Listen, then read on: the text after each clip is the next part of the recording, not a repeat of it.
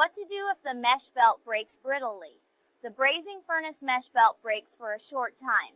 It is likely solder by the solder dripping on the mesh belt will react chemically with it to form copper compounds, causing the mesh belt to break brittly. So how to prevent it? One way is to use a bracket to support the brazing parts. In addition, a layer of graphite pads or stainless steel gaskets can be laid on the mesh belt to prevent the solder from directly contacting the mesh belt.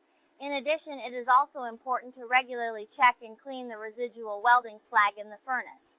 To learn more about brazing furnace mesh belt, please contact Yangzhou Yafe Machinery Manufacturing Co. Ltd.